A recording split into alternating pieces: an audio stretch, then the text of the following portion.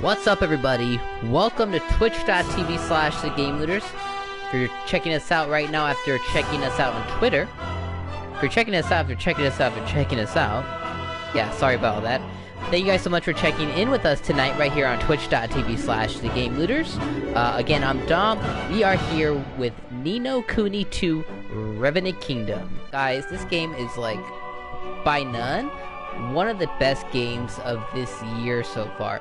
And I can safely say that, being about 5 hours in, like, this game is like RPG level. It's up there. And this one is really a grabber. Much like, I would say much like Persona 5, kind of how it just kind of it grabs you and just kind of gets its claws in you. Very similar to that, Nino Kuni 2 is. So if you guys haven't seen Nino Kuni 2, seen gameplay, anything like that, you guys are in for a little bit of a treat. Right now we are currently, if you see here, we're going over to the Master of the Forest. We're gonna go see Nile. So basically this is like the first piece of the game here, which you guys can see. So I'll show you. So this is like the first piece of the game here. So this is kind of like what the world looks like. Overall, there's 3 elements to the game in its entirety, right? So we have this one here, which is kind of like your RPG, roam around the world. Looks beautiful, by the way. I mean, like, God, this game is really beautiful. Regular RPG style, kind of, you know, roam the world, do all that stuff.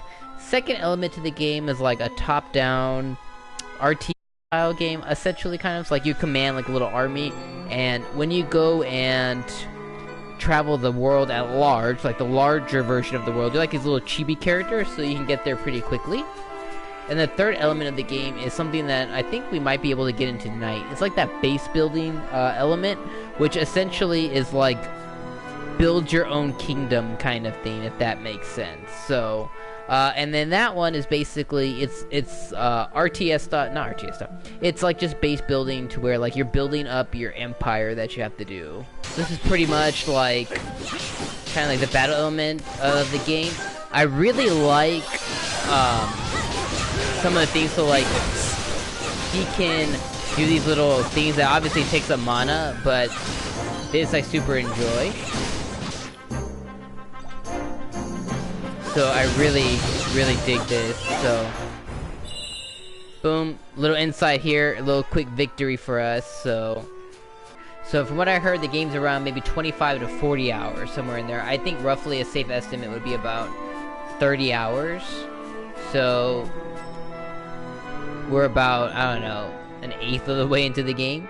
But the reason I kind of waited to this point, if you guys have followed us already on twitch.tv/thegamelooters or any of our other mediums out there, is I wanted to play a little bit of the game so I have a real good opinion about kind of where it's at, and I kind of know more about it. Because I haven't really been super big into the series. The first one I remember playing, but I 100% didn't finish it, and I barely remember anything. So the series is kind of new to me, so kind of want to take that time. So this is the other element of the game I was telling you guys about here earlier. It makes you like chibi style. This is what allows you to travel the world at large. This way you can get through big pieces of the map a lot quicker.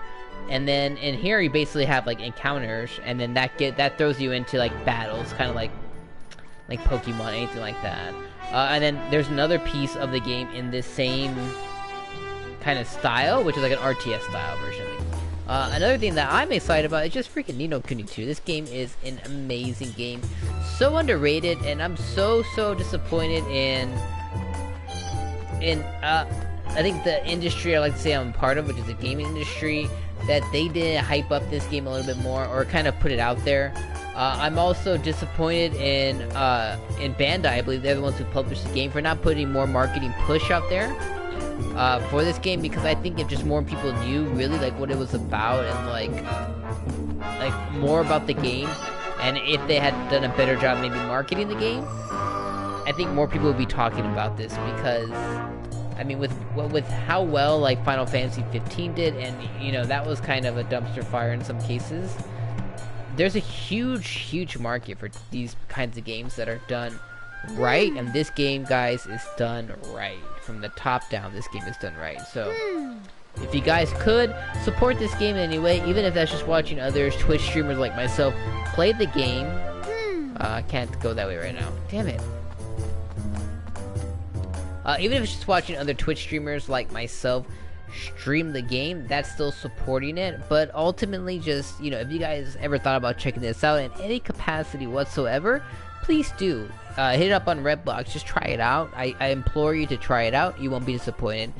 If you have a little money burning a hole in your pocket, head over to your Best Buy, brick and mortar, head over to Amazon, check this game out, add this to your PlayStation collection. You guys will not be disappointed, I promise you. Now, we're gonna fight you.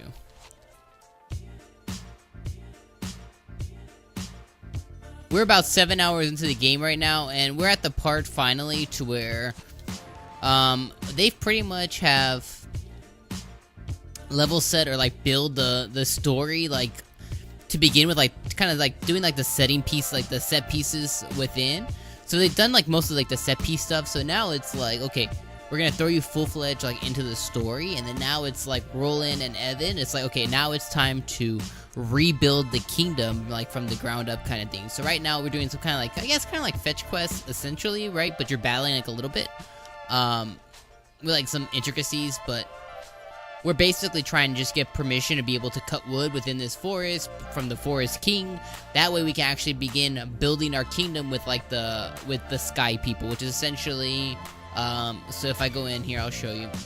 So going to our party here. So Batu and Tani, they're part of the Sky people, right? Batu is like the leader of there, and they have both sworn their alliance to me, Evan, as the king, right? So that's super cool. So now with them and their army and their people, now we're gonna go to a separate place that Roland pick off the map. Then we're gonna rebuild our kingdom from the ground up, and then eventually basically overthrow Ding Dong Dell, which is the original kingdom that Evan was a part of. And when we do that, then a brand new empire is gonna start, and I cannot wait, guys, to see like where the story like picks up from there. So I can't. This is awesome. Basically shrinking it down. Cool. But I can't wait to see where the story picks up from then. This is like a fresh, clean playthrough for me. Back in the day, this was one of the games I was really interested in, but I actually ended up not picking it up because of other titles that had come out. But right now, as I'm waiting for God of War, this is a perfect title to play, and honestly, it's been one of the best games I've played in 2018. If you go look at our VODs, look at our other stream that we did yesterday, that's one of the themes that I kept saying throughout the whole stream as far as like what are my impressions of the game. My impression of the game is this is a must-play RPG in 2018. Probably the best RPG in 2018 by far so far. And that holds a lot of value. That's a powerful statement there. So just know that I mean business when I say like, damn, this is good. Don't pass this one up. So if you guys had the opportunity to play Xenoblade Chronicles 2, oh my gosh, the voice acting in that game was horrendous. The English especially, it was like this Australian English, God knows where version of English that sounded horrible. On that game, I had to switch it over to the Japanese language with subtitles, and that totally changed my outlook on the game. Like, I mean, the voice acting was so bad that I nearly had to stop playing the game. Now, granted, I changed it about 3 hours in, and then I played it for over 100 hours. So, this game, though, I'm so pleased to see that it isn't just one language or one voice type. Like, there's multiples, and it's actually really done really well. Like, the production value on this game is super high, and it's just, again, one of the best RPGs I've played this year. And I've played a few RPGs, including Sword Art, including Xenoblade. I've played a ton of RPGs already this year. So the fact, Monster Hunter World, the fact that this game is what it is, like, oh my gosh, trust me, guys, this is a must play in 2018 for you guys. This has been Ni no Kuni 2. This has been a must-play game in 2018 for JRPG fans, but just fans who want story, and a lot of it in their game in a fun way to get that, which is very anime. Yes.